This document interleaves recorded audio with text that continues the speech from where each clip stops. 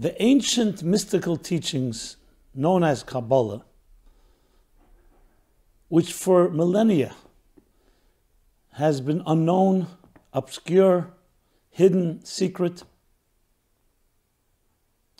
has recently become almost a household name, even fashionable. You hear the word Kabbalah. I know in my traveling and speaking engagements, when you add the word the Kabbalah of, you have double the audience. The Kabbalah of money, the Kabbalah of sexuality, the Kabbalah of Donald Trump. Just kidding. The Kabbalah of anything right away adds to the intrigue. So one would think, okay, everything has its time. Once obscure and hidden and concealed, now it's become popular and fashionable. But is that really the case? Do we really know what Kabbalah is? Do we even know the meaning of the word Kabbalah? Ask yourself. Ask anyone out there. What does the word mean? So most people say the secrets of existence, the secrets of the cosmos. Is that the definition of the word Kabbalah, or is that what the teachings teach? And even that, what does that mean? The secrets of the cosmos. There are 4 personality types, archetypes, that define us all. Check out the description below, a course on the Kabbalah of the 4 elements.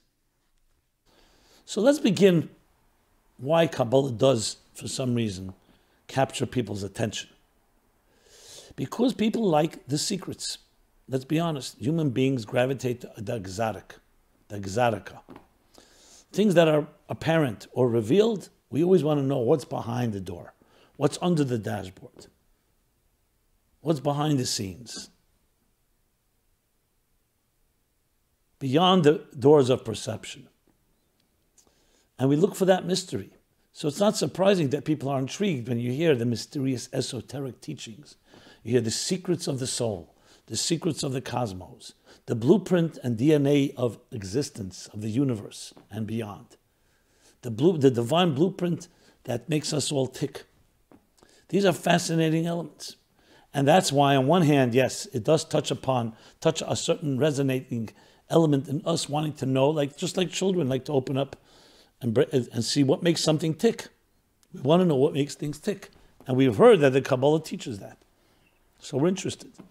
But what great care has to be taken that it shouldn't feed and spill over into sensationalism, which is why they say by Kabbalah, those that say don't know, and those that know don't say, which of course creates the quandary. If I say anything, it means I don't know. However, as we shall discuss, there came a time that Kabbalah did become more revealed for certain very important reasons. So what is Kabbalah? What is really, first of all, the meaning of the word?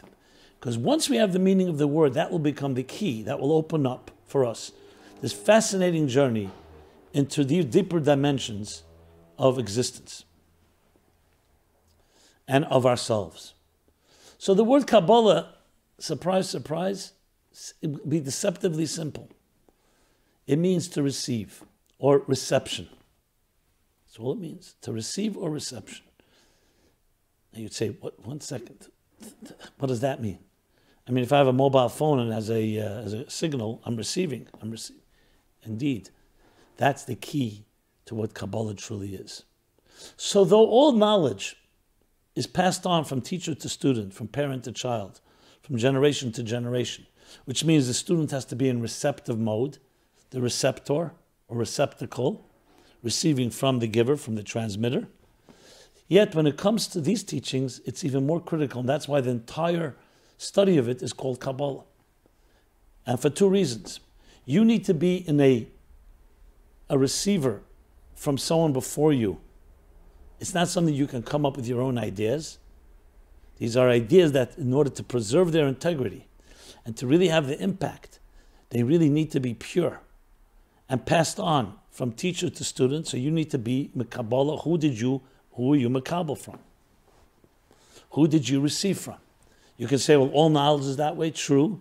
But the more subtle the knowledge and the more profound, the more dense, the more subtle, the more important it is to have that receiving teacher from student. And the second element, which goes even deeper and connected to the first reason, is that you need to be in a receiving mode. If you're a master, or you feel you're a master, you feel you have a lot to give, that's not the mode of Kabbalah. The mode of Kabbalah is, I am an empty receptacle, an empty channel, channeling something greater than I am.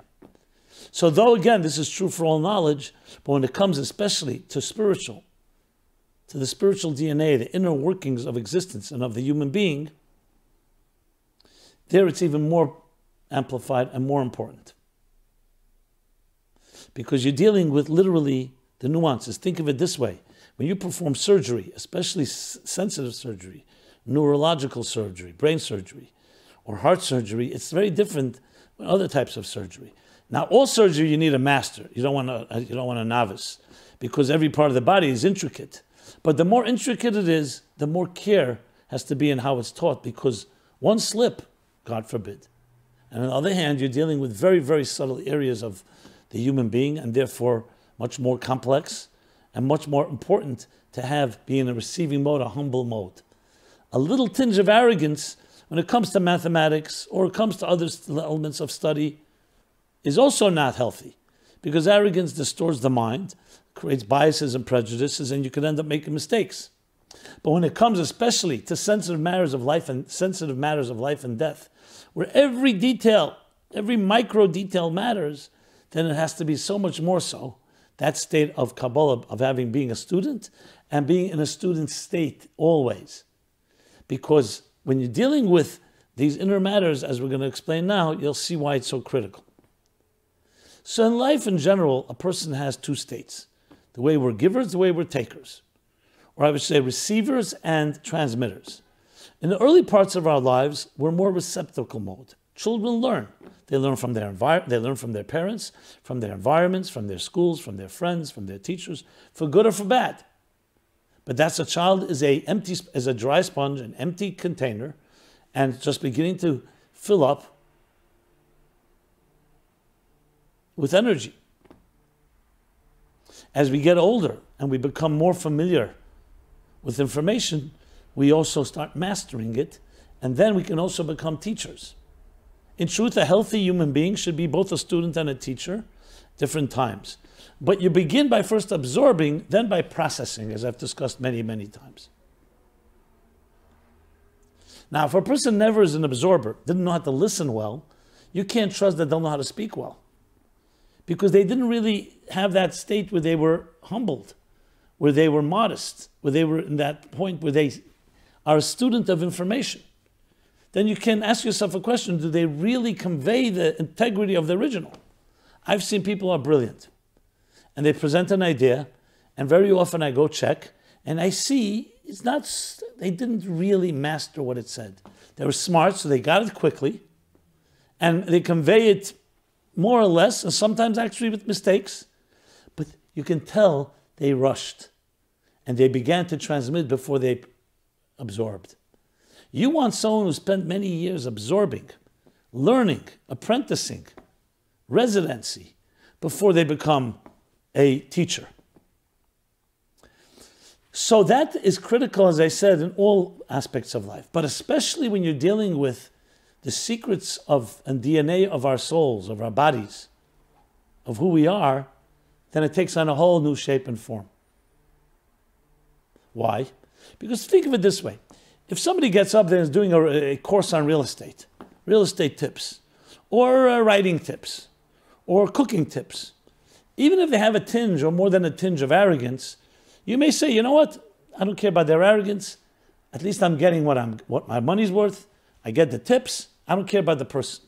But if they're talking about matters of the heart and soul, about emotions, about empathy, about how to reach a more deeper transcendent state, and they stink from arrogance, it taints the whole communication. Then you say, can I trust this? They're very good, they're academic. So it's one thing being academic about a subject matter that is not important that you be an example of it. But I don't want to find out that a person is cruel to their children or to their spouse or to other people and talking to me about sensitivity. You say, why not? You just Kabbalah emes memisha amrei, receive the truth from wherever it is. But here you're learning it from a person, and you say to yourself, you know what? Is that the message, that you can be one thing and say another? So when it comes to matters, as I said, real estate or something like that, there too humility wouldn't hurt, and we'd be more receptive. But when it comes to matters of the heart and soul, you want some integrity, at least an attempt at integrity. A person can say, I'm not perfect. What I'm teaching, I also aspire to. But you don't see them using the material to be arrogant. That's why it's so vital to have that receptive mode. When it comes to psychological, emotional, spiritual issues, we'll call it psycho-spiritual matters, the Kabbalah mode is even more vital than ever. Firstly, that creates empathy. Like they say, people don't care how much you know until they know how much you care. Secondly, you can trust the material. And thirdly, the material is actually being conveyed consistent with what its message is. As I said, cooking. So you're cooking, fine. So you conveyed it whatever way you conveyed it. At least you gave me the recipe. You gave me the tools, the method. But here, it's the approach as well. How you teach it is also part of what you're teaching. I can go on and on, but I think the point is clear. So that's why when it comes to Kabbalah, it was always taught with so much care. It was not taught in big groups. It was kept secret. Not because secret to be confidential, but because it's so easy to abuse. When you start understanding the inner workings of a human being, and you're not a compassionate person, and you're not a person of integrity, you can become a con artist. You can start getting to your head that you know how to figure out people. You can become a manipulator. That's on a gross level. More subtly, you can make mistakes in such an area that you only want people who really respect. You don't want anyone in the internal surgery room that does not have the trust, is not clean, is not sterilized. And in this case, spiritually and emotionally and psychologically, tampering with the inner workings of people and the cosmos. So if they were just mechanics, plumbers, it's one thing. I'm talking about physical plumbers. So they're dealing with something where you don't need to have that level of sensitivity. But if they are dealing with that inner self, I'm entrusting them with my soul, with my life. There you want them to be in a Kabbalah state, that they're receiving. They're not the powerful, all-powerful mastery over you. They are channeling that which came to them from their teacher. So Kabbalah as a receiving from their teacher, and which they're receiving right now, because they're empty receptacles and allowing it to flow through them. And that becomes critical. That is why it's so challenging when you see today Kabbalah has become popular, fashionable. You have to always wonder, are people, is there the element of that humility? Is there the element of that modesty, that bittul, that suspension of self?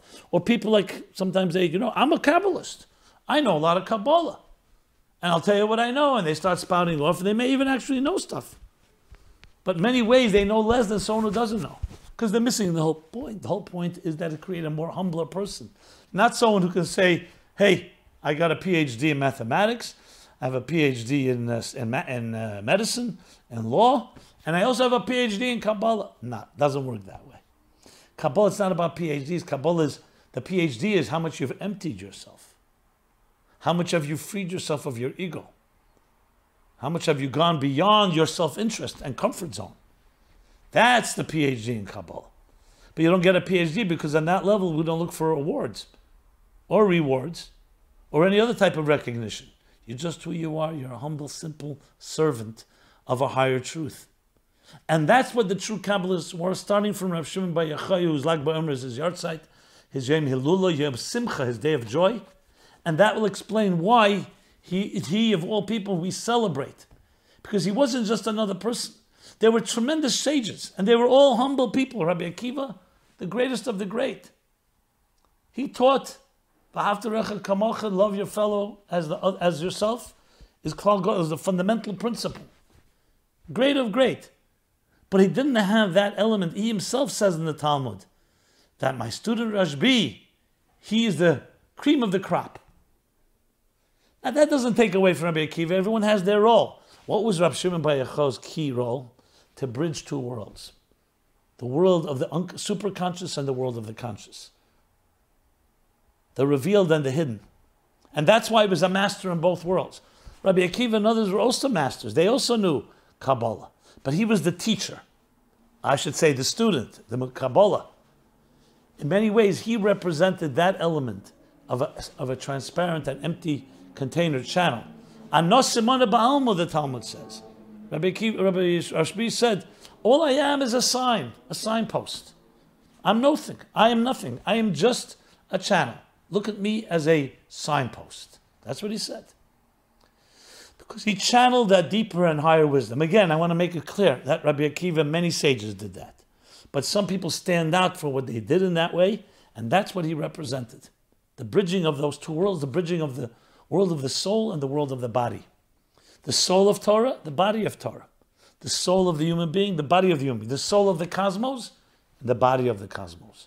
Because as the Kabbalah teaches, as well as the Talmud and the Medrash, the sages teach, another fundamental, beautiful principle, microcosm, macrocosm.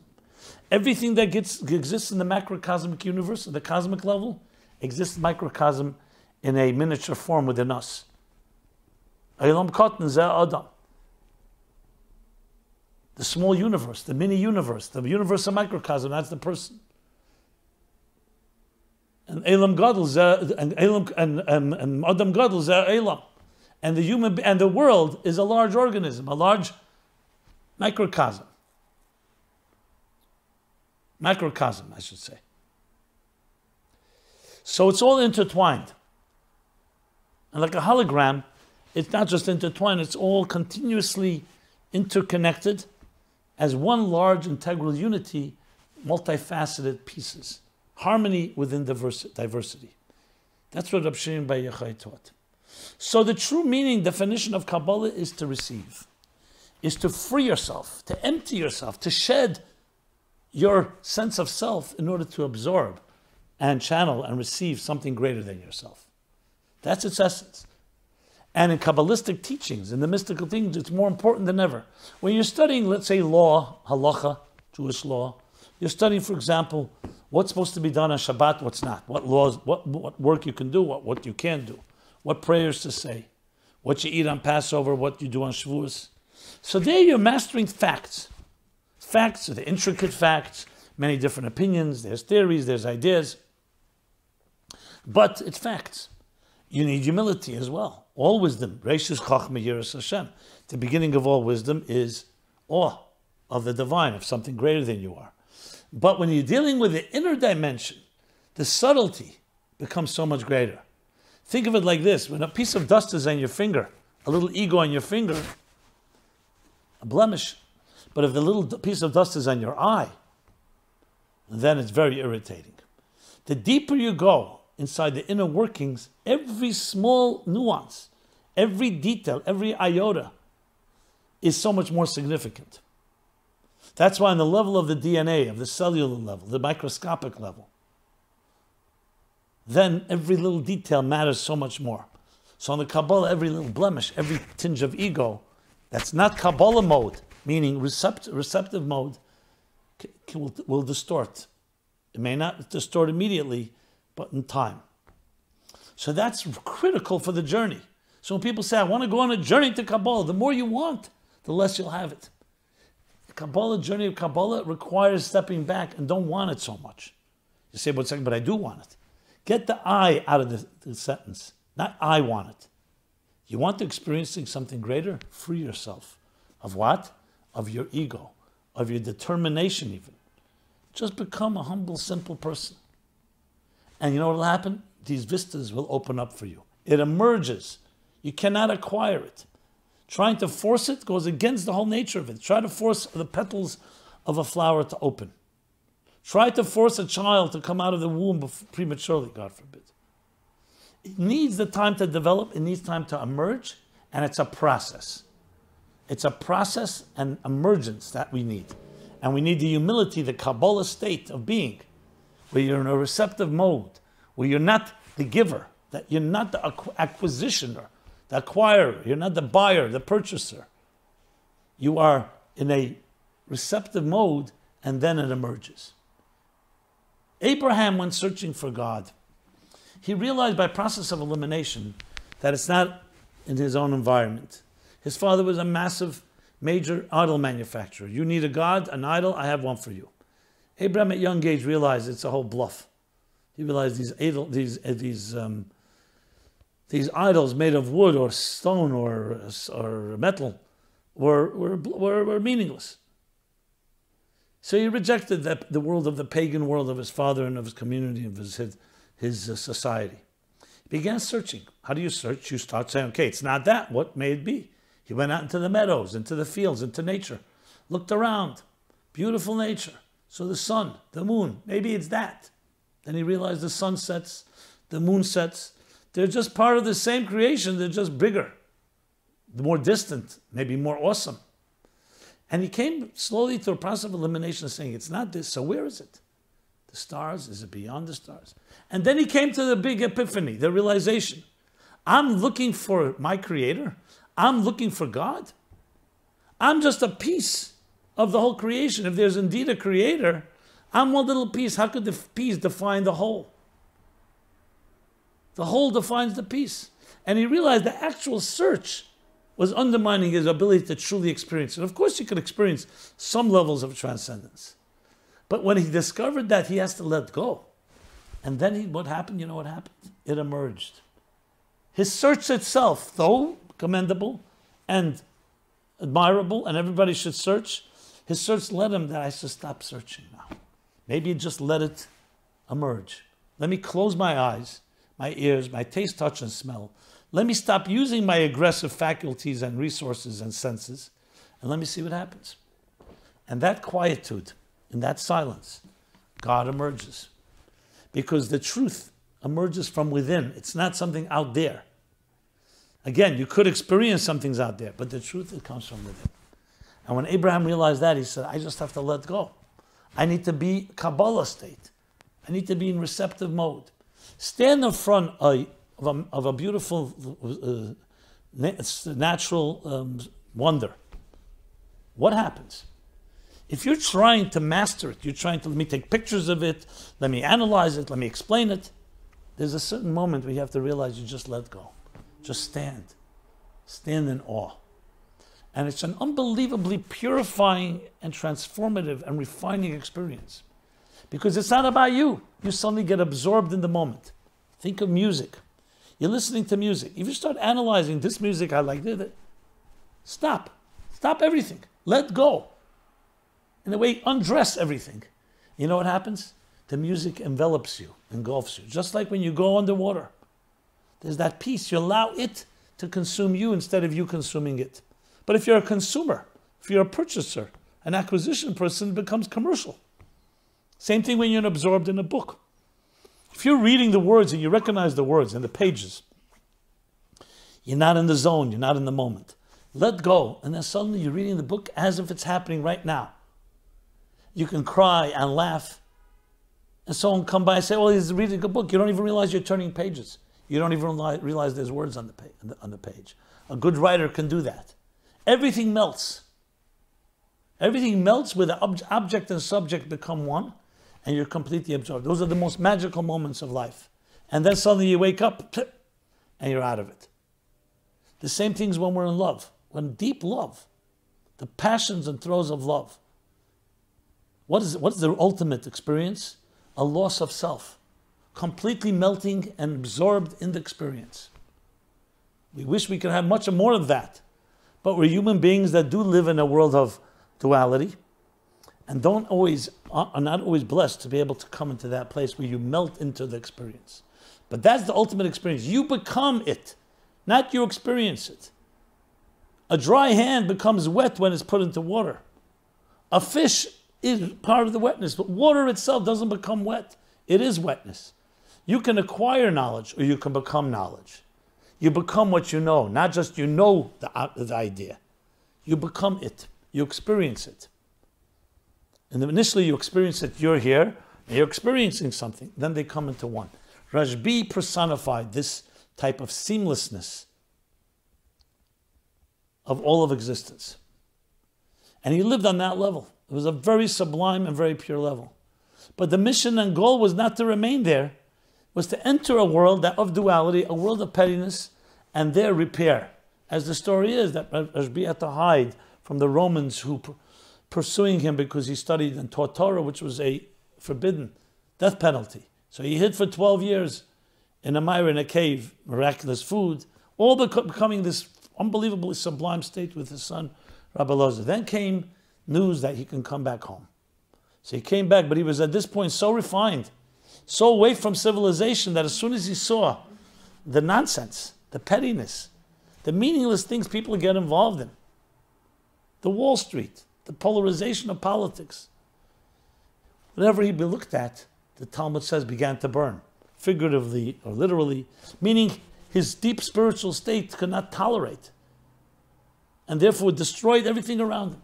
So God says to him, no, you're not ready. You're not mature enough. Go back a 13th year, bar mitzvah, you become more mature.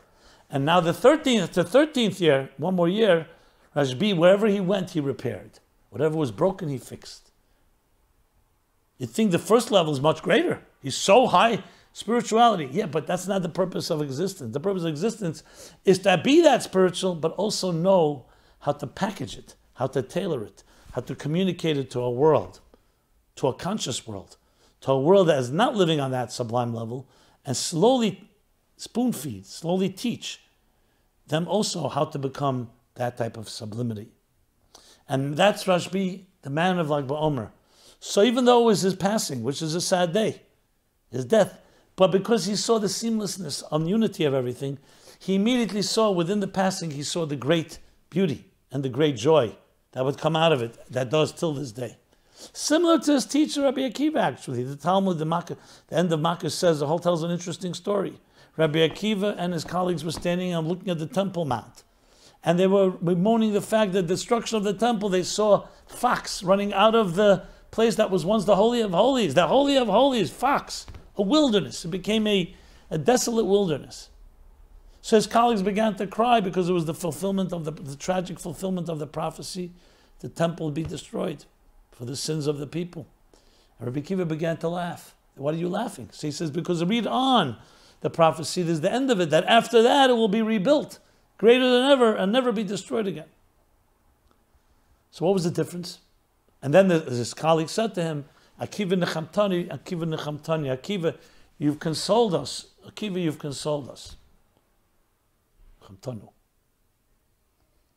Twice consoling for the sad and consoling for the positive that came out of it. What did Rabbi Akiva see that they didn't see? He had a different set of eyes. Because his name was Rabbi Akiva. Akiva comes from the word Akev, the heel. He came from a dark place. He was a convert, or his parents were converts, different opinions. He did not study Torah until he was 40 years old. He knew a life that was desolate. And he saw from desolation come greatness. So he understood something that others who grew up in prosperity, spiritual prosperity and knowledge, did not fully appreciate. So it's no surprise that his student, Rabbi Shimon Bar Yochai, as Rabbi Hillel of Parich says in the name of the Rabbi Shneur Zalman, the Alter Rebbe, that for great souls like him, there was no destruction. He saw beyond destruction. But he still lived in a world of destruction. And he still had to do something to repair that destruction. But his soul, his experience, Rashbi, like even deeper than Rabbi Akiva in a way, but taking Rabbi Akiva's cue, sees even in the negative, the positive. And teaches us how to transform. That's the power of the esoteric. So now, once we know that we have to be in that mode, so then, you know what happens? Your soul starts speaking to you.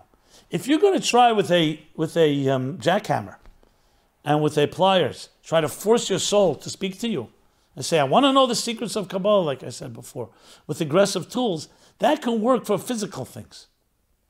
You break open the chest and you see what secrets it holds. With the soul, you need the opposite, tools of subtlety, tools of humility. You want your soul to speak to you? Let go. Stop pursuing. Stop being so much about yourself.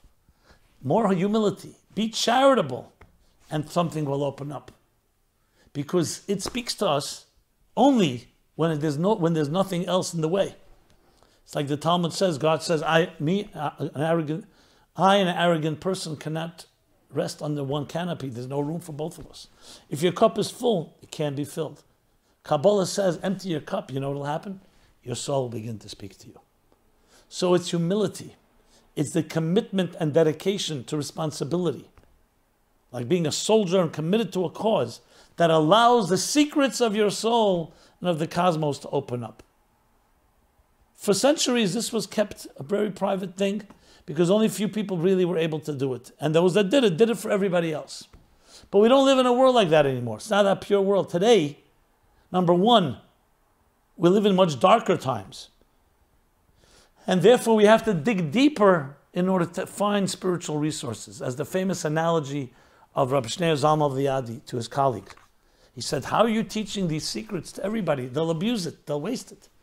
He says, well, he gave the analogy of a child who fell very ill, the child of a king, his only child. And he was deathly ill, and the doctors gave up hope. Nothing worked. And they sent for doctors and medical experts from all over the world. Nothing. Finally, one exotic city, a doctor arrives, says, I have a thought. The king has a crown. In that crown are some of the most precious jewels on earth. There's its most precious gem of all, is a rare, rare gem. Nobody else has it. If you crush that gem and you mix its powder with a little water, we'll try to get it between the clenched teeth of the sickly child. That may help. Most of it may even drip out. And they looked at the king, his most precious jewel. King, without hesitation, what do I need my crown for if my son, my heir is not here? And they crushed it, and that's what they did. And most of it spilled on the ground, wasted. But that one drop saved the child. And even the doubt was enough. So Rabbi Zalman said, yes, the precious gem of the inner workings, which we don't just share with everyone, is necessary today because the child is sickly. Assimilation, alienation, disorientation. Everything that people experience today when it comes to spirituality. So we have to do whatever it takes. We sometimes go deeper, as the Arizal, the great Kabbalist, perhaps the iconic Kabbalist, as great as the Rashbi, some say even greater, who taught that the Rashbi, actually revealed it, said, mitzvah legalizes chachma. Now it's a mitzvah to reveal that inner wisdom. And the Baal Shem Tov took it a step further when he heard from the Messiah that when will you come? He asked the Messiah said, when your wellsprings, not just your waters, the wellsprings themselves, the essence, their source itself, will be disseminated and spread outward to the farthest outskirts. And Hasidic teachings, which is essentially Kabbalah for the modern time, developed, Rabbi Zalman V'Yadi developed the Chabad system of making it understandable even to the animal soul, meaning with examples and metaphors and analogies that we can relate to these deeper spiritual concepts. In many ways, that reveals even a deeper dimension if you're able to do that. There's a risk, but I said it's life and death. And it's also a foretaste of what will come in the future in the Messianic age. Where even children, like in the time of Rashbi, will be able to relate to the deeper workings of the soul. So today, ironically, though we're not on the level of the people in the previous generations, but we have much more revelation of this, but it still has to be taught with care. As the Tzemach Tzedek and others write, it's very important to speak about it with metaphorical language. People shouldn't take literally many of the Kabbalistic analogies, which are from human beings. And to teach the esoteric, teach the subtlety of it. As I said before, if you have that Kabbalah mode, you teach the subtlety of it. And what do you discover? Unbelievable insights. And yes, secrets of the inner workings, instead of the inner schematics of the spiritual genome of the human being and of the cosmos. I've spoken about some of these matters at different times, and it literally opens up a whole new dimension of who you are. Youth may think you are arms, legs, body, limbs, organs, but we know today the human body is made up, all those are made up of underlying tissue and muscles and nerves and skeleton. You go even deeper inside there, you find the circulatory system, the nervous system, the neurological system, to the point of the cellular level, to the point of the chromosomes, the DNA itself. Things that are invisible to the naked eye. Same thing in the macrocosm, also in the microcosm. Everything of substance is made up of elements of molecules of atoms, atoms of subatomic particles, subatomic, And who knows how far down the rabbit hole you can go. And all that teaches us that when you go into the inner workings, it's a whole new reality. All of technology is really a revelation of the inner, you could say, of the esoteric, which is not a surprise. The classic Zohar work that I mentioned from the Rashbi actually says in one of the chapters that the year, which corresponds to our 1850,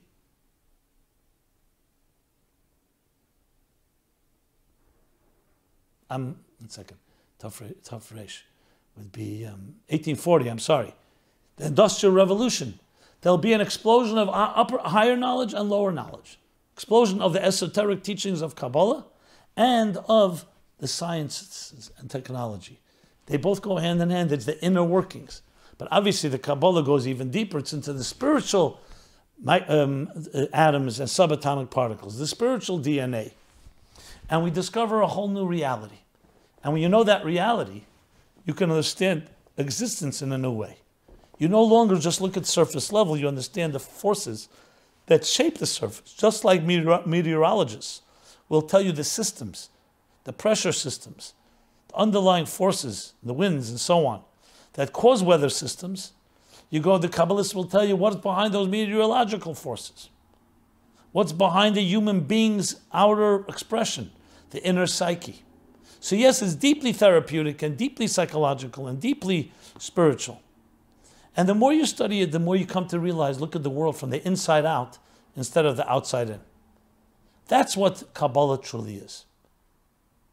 And it opens up new vistas and unprecedented insights to be able to live life in a completely fresh and new way, with new possibilities.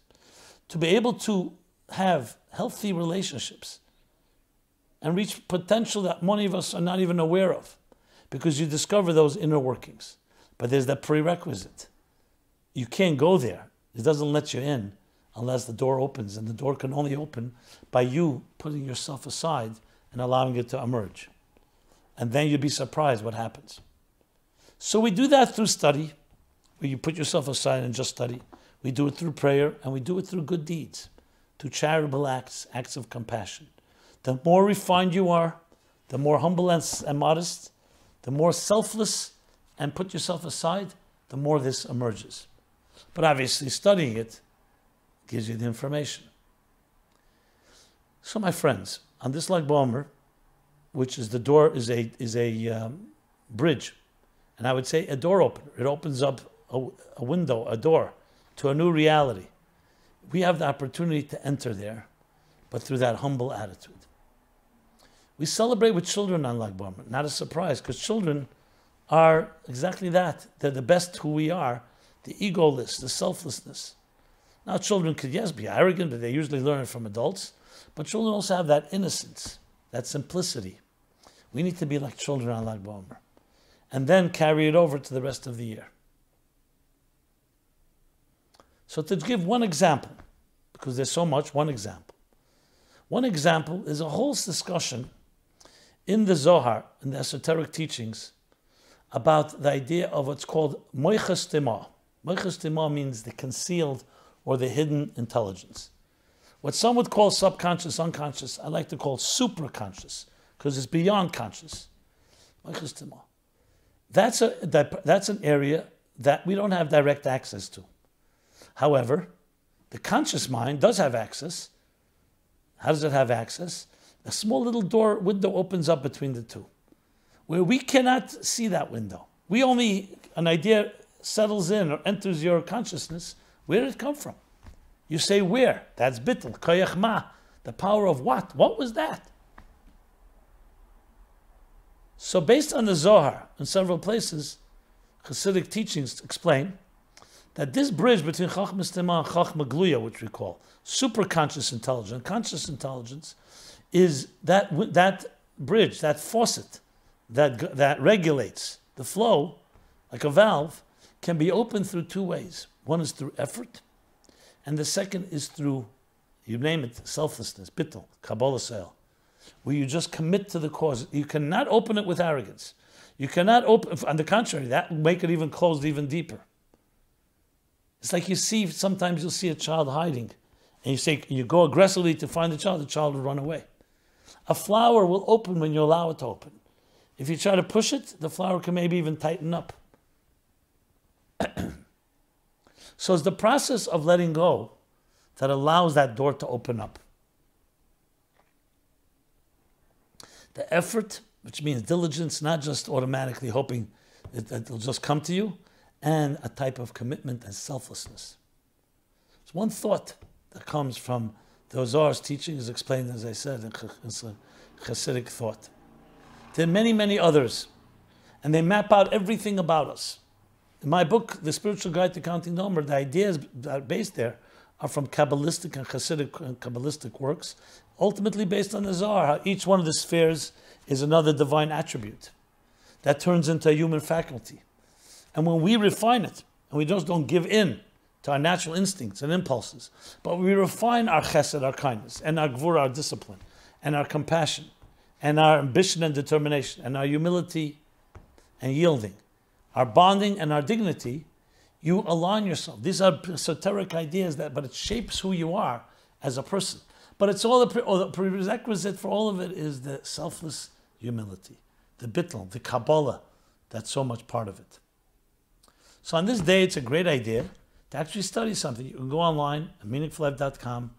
You have different, just look up Rashbi or Lag BaOmer or Zohar, Kabbalah. Study something, read something. But also make a commitment to yourself, to your soul, to the soul of these teachings, that you're going to try to discover more. But do it not in this aggressive manner. Commit to it and stick to it. But stick to it and commit to it in a humble way. Meaning not that I want it, but it's necessary. It's necessary for me to grow. What better way to celebrate? Celebrate with our children, with our grandchildren. Go to the park, people go to parades. But celebrate the bridge between the inner and the outer, because ultimately the world in which we live is the tip of the iceberg. We don't really see the inner workings. The more you get connected, the more you connect reality.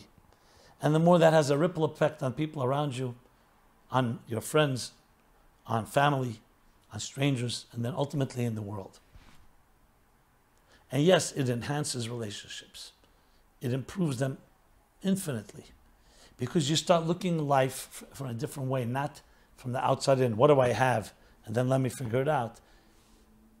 What do I do? And then let me figure out who I am. Who are you? And then let that dictate what you do. Figure out why I'm here, purpose. And that dictates your activities. So may Lag BaOmer open up these channels and blessings from Rashbi to all of us, to each of us. Please know that Meaningful Life Center is here for you. We're partners. Access, take advantage, make use of all our rich resources that are on our website. And please stay in touch in every possible way. Connect with us, share, like, pass it on. We're here every Wednesday. This is a live program, but it's archived. You can download on iTunes, podcasts, however you wish. We're on all platforms. And please send us your suggestions, ideas, feedback, thoughts, rebuttals, questions.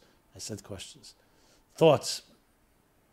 And everyone should have a very blessed week, a week that connects the inner and the outer. And b'schus and the merit of Rashbi should serve us all well. As Rashbi said, that you can rely, that like the colleagues of Rashbi said, you can rely on him when things are pressured. And Rashbi himself said, I can redeem you from judgments. May he redeem us from all judgments. May we be redeemed in the general sense, personal and global redemption, in the merit of this beautiful and powerful day. Everyone be well. This has been Simon Jacobson, meaningfullife.com. Thank you so much.